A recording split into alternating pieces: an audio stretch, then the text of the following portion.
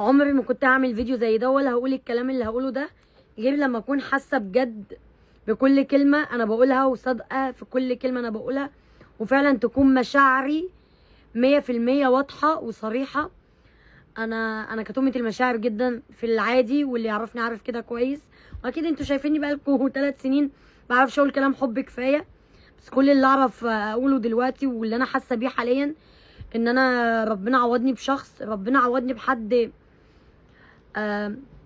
انا شفت كتير وحش في حياتي واتظلمت كتير في حياتي واتخنت، فربنا عوضني بحد بيحبني، خايف عليا، بيعمل حاجات. انا ما كانش حد بيعمل ده عشاني، ما كانش حد بيحارب عشاني، ما كانش حد بيحاول عشاني، ما كانش حد بيفرق له انا ازعل ولا ما ازعلش، ولو زعلت عادي ما كانش حد بيفرق له ان هو ممكن يصالحني حتى لو زعلني. ف بسم الله ما شاء الله، الله اكبر. دي انا بقولها مش عشان خاطر اللي احنا فيه ولا عشان خاطر الشخص اللي معايا كفايه، لا، انا بقول الكلمه دي عشان ما يحسدش حاجه غير صحابها عموما.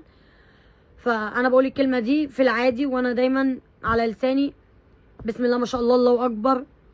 انا دايما على لساني دي. انا بحب الشخص اللي معايا جدا، حاسه بامان، مطمنه، بحبه بجد، حب بجد. كنت حاسه لو انا بتكلم على نفسي من كام سنه كنت اقول بجد ان انا كنت مراهقه وقتها، ان انا كنت طايشه وقتها.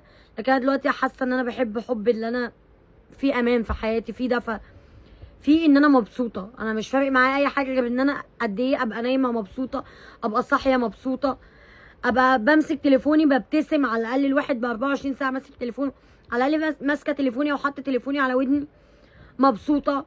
ربنا بجد يرزق كل البنات، كل الناس، كل مشتاق، كل حد خذل في حياته، ربنا يرزقه بان هو يبقى على وشه الابتسامه طول الوقت، او حد يبقى سبب في ده.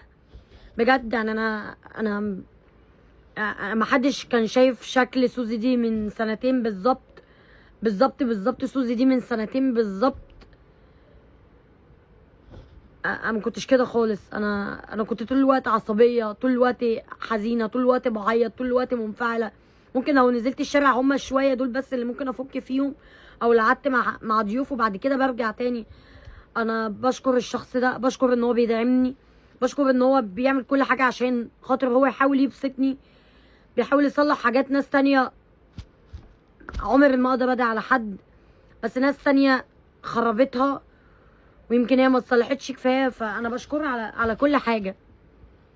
بجد انا بشكرها على كل حاجه، بشكرها على ان هو لسه مكمل رغم المشاكل اللي حصلت والكلام اللي اتقال وسوء التفاهم اللي كان بينه وبين اهلي في الاول والكلام الكتير قوي ده. بس بشكره ان هو لسه مستني عشان هو عارف انا ايه، انا من جوايا ايه من ناحيته.